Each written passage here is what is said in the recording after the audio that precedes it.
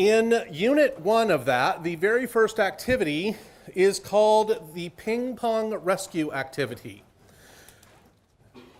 For the next 30 minutes, you are tasked with performing this activity. The mentors are going to bring around ping pong balls, one for each table.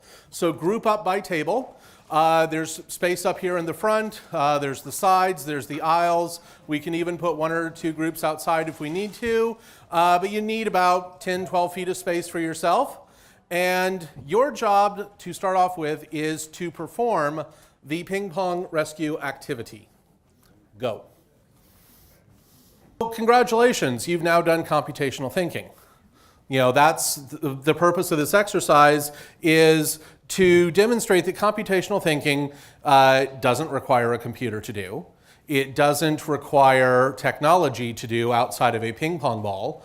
And you know, theoretically, you could use a wadded up piece of paper if you absolutely had to. This is about as low tech of an activity. You know, pine cones would work just as well, though that would be a surprise to pick up.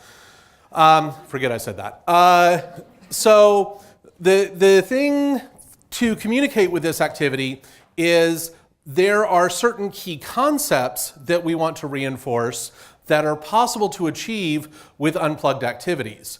And it was great to see you all go through that, because there was that initial reluctance, that resistance to, okay, how do I do this? How do I wrap my brain around this? And then it was great because within 10 minutes, the room was full of smiles and people were fumbling around on the floor for ping pong balls. And suddenly there was that adoption, which also lets us know that the ability to embrace this is actually really easy to achieve. So it's definitely my pleasure to introduce the person with whom I've been working very closely for the past 5 months to develop all of the content that you have in front of you. Let me introduce Wendy Hoy from Kids Code Jeunesse.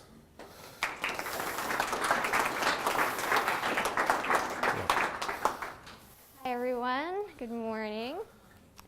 We're also going to talk about what's sort of different at the different grade levels, because the material you have in front of you is for grades 6 to 9, but we're going to talk a little bit about what's happening at K to 5 too, just so that we know what foundation is being built and where we're starting at with the grade 6s.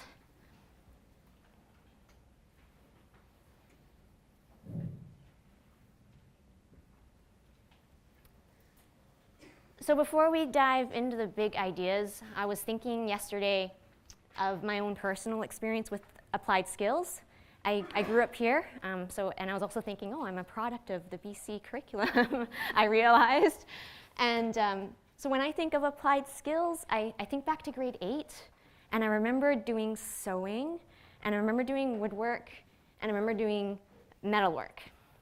And so I remember in sewing, we had the choice of a backpack or an animal pillow. Most of us chose the animal pillow. It was super, because it was cute. It was really cute. So we were learning to sew. I remember in woodwork, we each made a wooden jewelry box. So we were learning how to saw wood, how to file, how to varnish, all of that, how to sand. And then I remember in metalwork, we all got this aluminum coin, basically. We had a large piece of aluminum tubing. We each sawed off a piece, and then we were asked to turn that into a ring that we would wear, something fashionable, hopefully, that we could wear.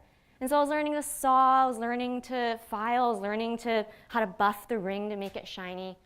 And so those were all the skills that I was learning. I had never done most of those things before.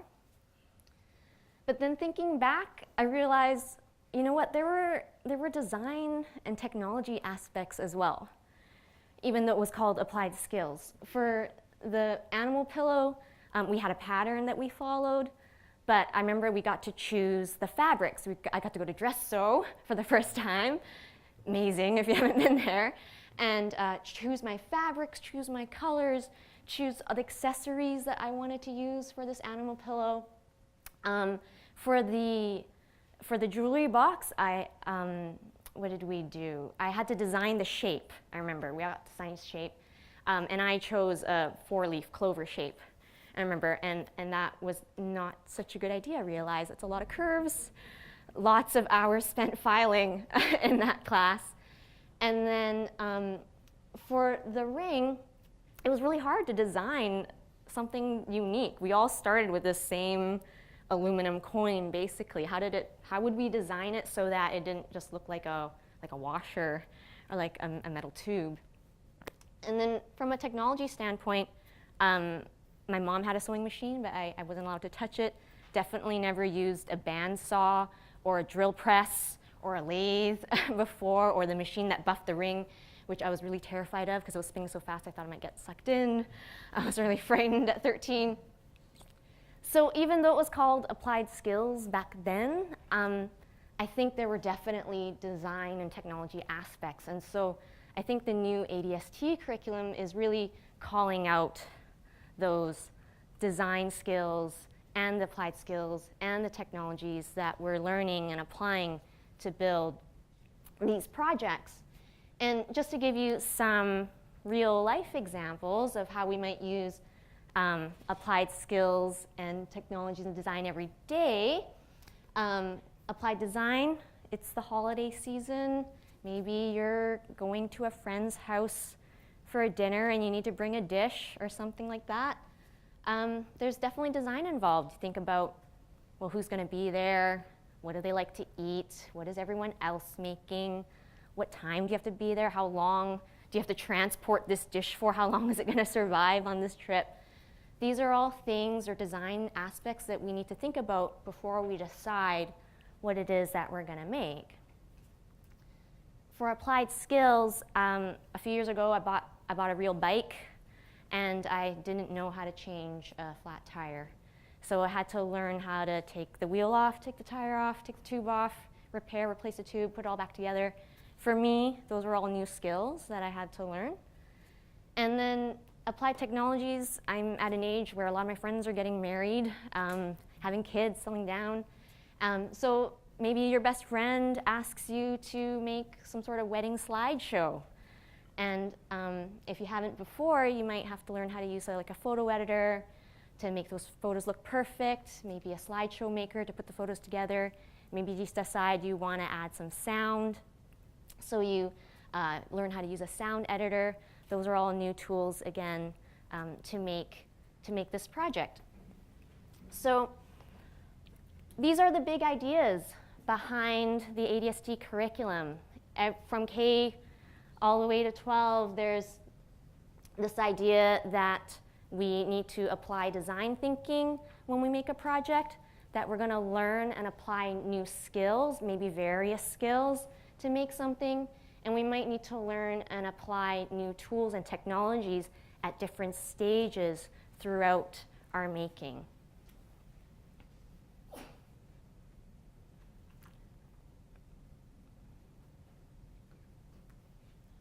Okay. So those were the big ideas. We're going to move on to talking about the competencies. So we're going to look at K to 5 first. And one thing to note about K to 5, I just want to point out that there's no actual content. If you look at the ADST curriculum from K to 5, there's no specific content to cover. But there are competencies. And the competencies cover parts of this making process.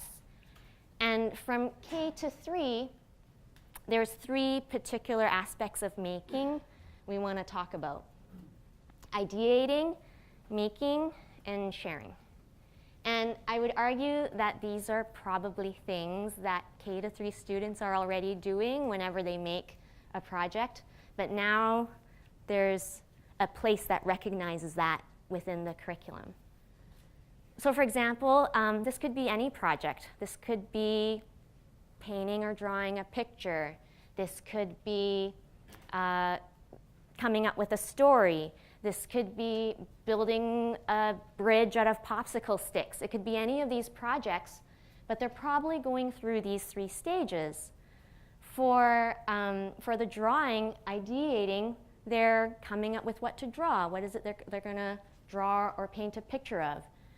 What kind of story are they going to tell? What is the story going to be about? What shape is this bridge going to take? as they're brainstorming these ideas and deciding what idea to go with, that's part of the ideating process.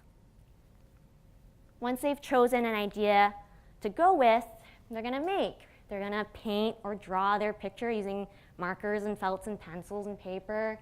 They're going to type or write out their story, maybe act it out, depending, or video, take a video of it even. Or for the popsicle stick bridge, they're going to start gluing things together. They're going to start building it. That's all part of the making process. And then finally, sharing. Maybe their painting or their drawing gets put up a wall for everyone to see.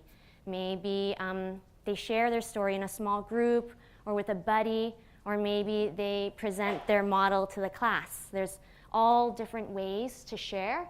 I think the most important aspect of sharing, though, is that there's a chance for reflection. There's a chance to get some feedback, whether it's from the teacher or their peers. There's a chance to receive feedback and also for them to self-reflect as well on their making and design process and perhaps what they could do differently next time.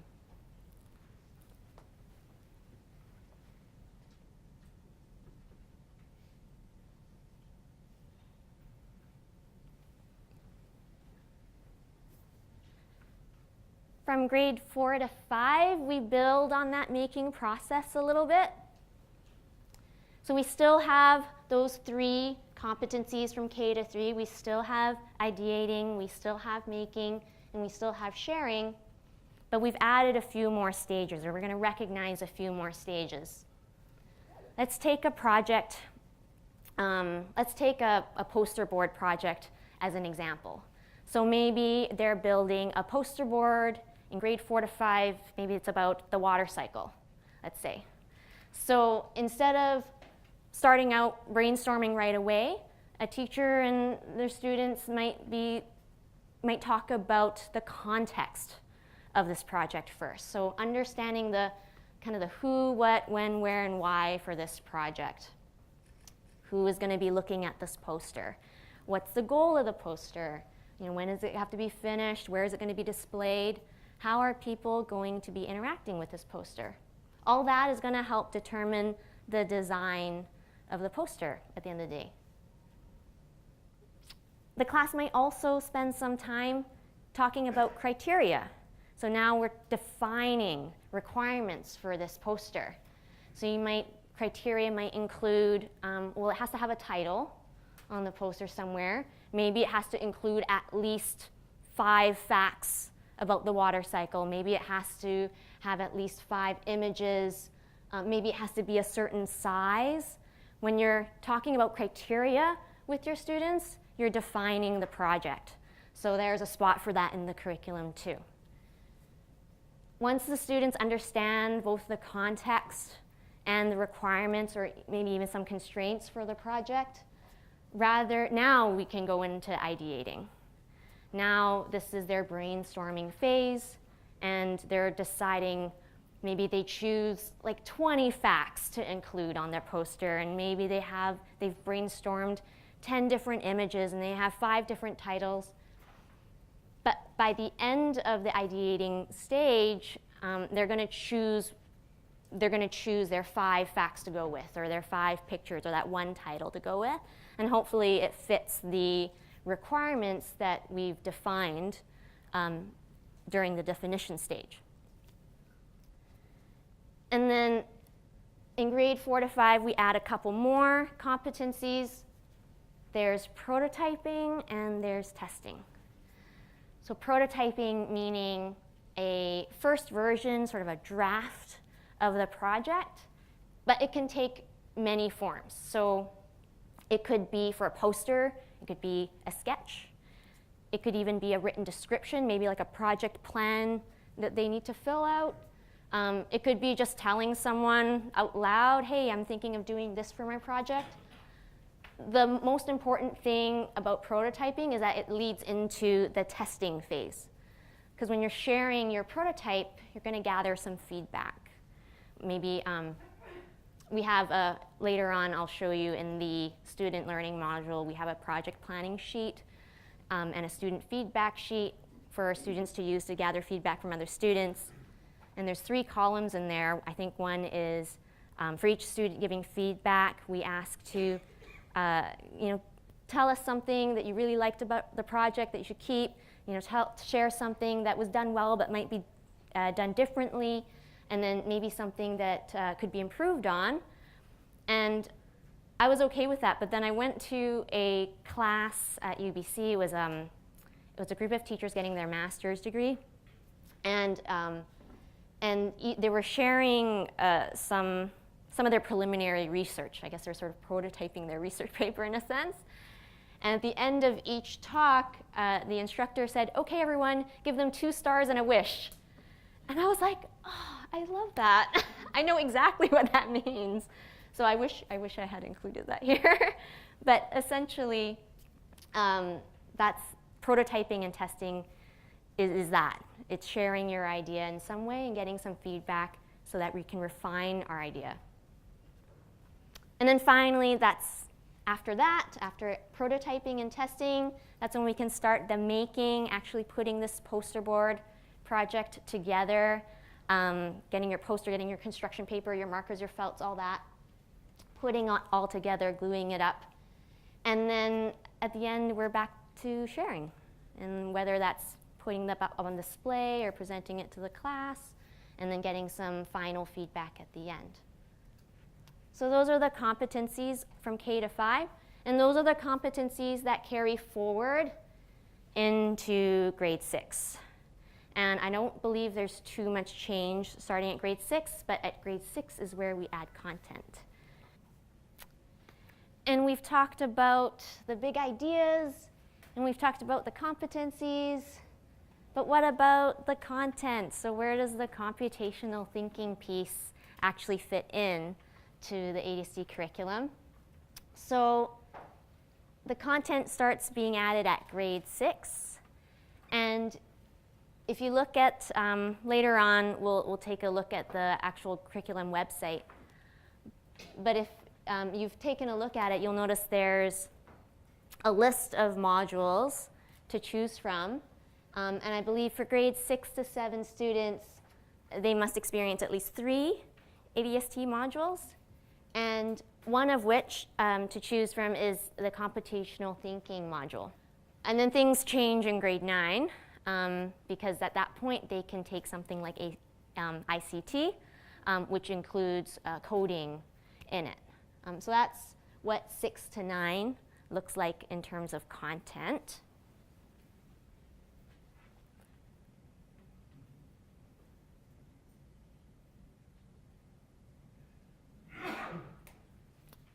Okay, so we're gonna walk through 6 to 7 and grade 8 for a little bit, because that's where the computational thinking module is. And under computational thinking, it includes these 3 things. It talks about simple algorithms, so coming up with steps to complete a task, what you guys did earlier today with the ping pong rescue activity. You guys made an algorithm to collect the ping pong ball. There's also visual representation. So anytime we draw a sketch or use graphs or charts to interpret or represent information, we're doing something with visual representations. And also under computational thinking, there is visual programming. So that would include any sort of drag and drop type programming, like Scratch or Tinker, Hour of Code, the code.org, any of those would be visual programming.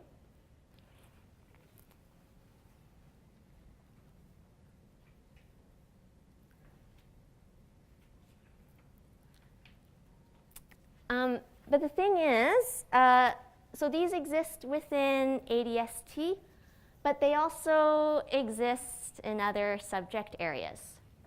So if you take a look at,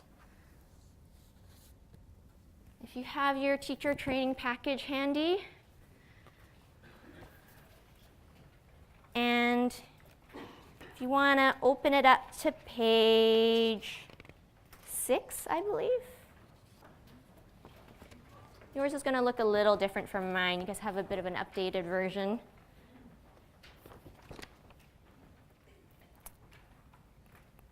But there should be a section on grade 6 learning standards and how some grade 6 learning standards might link to the ADST curriculum. So we'll just go through a few here. Any art teachers in the room today? A couple hands? Yeah. So anytime we use notations, maybe to represent sounds, maybe to represent dance movements, maybe like a sequence of notes to represent a musical phrase, in a way, that's an algorithm. That's an algorithm for someone who plays a musical instrument, right? So there's how simple algorithms links to something in art. Any English language arts teachers here today? Excellent. Yeah. So putting together a paragraph, for instance. We talk in language arts, we talk about language features and structures and conventions, paragraphing. So structuring that paragraph to start with the topic sentence, and then your body sentences, and then your concluding sentence. That has a very specific order. We're sequencing our ideas into a paragraph. That, again, is an example of a simple algorithm. How about math? Any math teachers here today? Yeah, excellent. Okay, with math, anytime we use manipulatives, we look at graphs or we use graphs or charts, those are examples of visual representations of data. So that's the second one over here for computational thinking. An order of operations, BEDMAS, right? We learned that in, I don't know, 8th grade or something like that. But that itself is an algorithm. That's a process we go through to evaluate a mathematical expression. And the cool thing about that algorithm is that it works on a bunch of different mathematical expressions. And we do it the same way each time. PE teachers? Gym teachers? Yeah. Okay. So anytime there's a game that we play in gym class, there's rules involved, right? And I think in your example, this is on page 7, basketball, for example, has a bunch of rules, right? If it's outside, if you make a shot outside the 3-point line, you get 3 points. Inside, 2 points. Foul line, foul shot, 1 point, right? That's a bunch of like, if this happens, then this happens. If this happens, then this happens. That's an algorithm. That's part of the logic of an algorithm. So it also represents step-by-step algorithms. Science teachers? Anybody here? Yeah. Excellent. Okay. So with science, again, we're probably using graphs or charts to represent data. That's visual representations of data. And anytime we're learning about, in this particular example, basic structures and functions of body systems, going through the steps of, for example, maybe how the nervous system works. That is an example of a simple algorithm. And social studies. Any social studies? A few? Yeah. So again, using maps. In here it says graphs, tables, and thematic maps are representing the same information in 2 or more graphic forms. It made me think of elections and how, I mean, most recently in the U.S., but there's different ways to represent, which states, which parties won in which states. You can do it in a map, and each state is different shades of red and blue. But it could also be in like a bar graph where it's simply, this party had this many seats, this party had this many seats. So that could be an example of visual representations of data. And then, of course, in social studies, we're learning about history. So there's usually some sequencing involved there, ordering events that are happening in history. So again, that's algorithms. On the next page, page 8, There's some similar examples for grade 7. And I won't go through all of them here. Some of them are similar.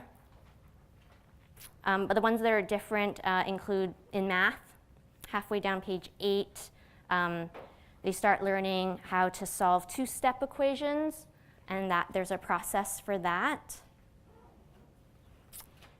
In science, you might start planning your own experiment or planning your own investigation. So that requires coming up with the steps for that experiment.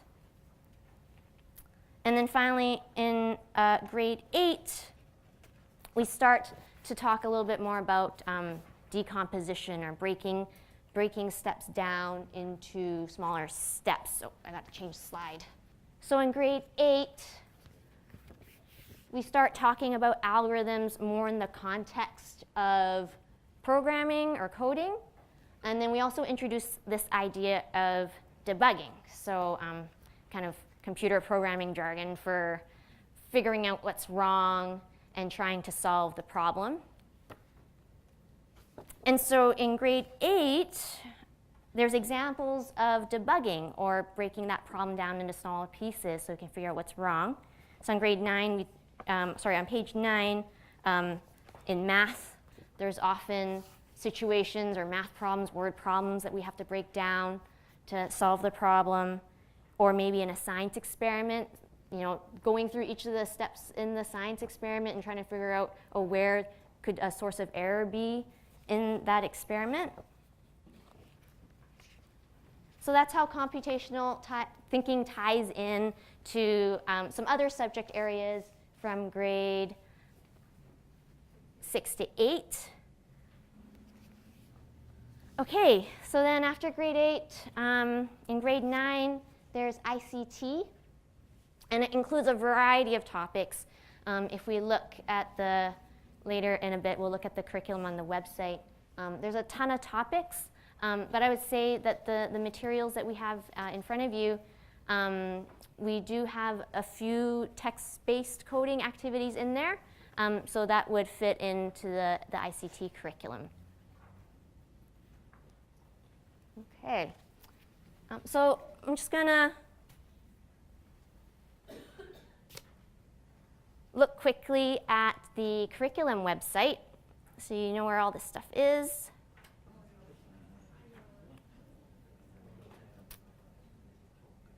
So under ADST for 6, you can see all the competencies we just talked about earlier today, the understanding context, defining, ideating, prototyping, testing, making, sharing. And so you can also see this is where the computational thinking module is. Same for grade 7. Also here, right over here. And grade 8 is slightly different, as we mentioned. A little bit more about algorithms and debugging, right over here. And then in grade 9, this is where ICT, I think, is way down here. And there's text-based coding there.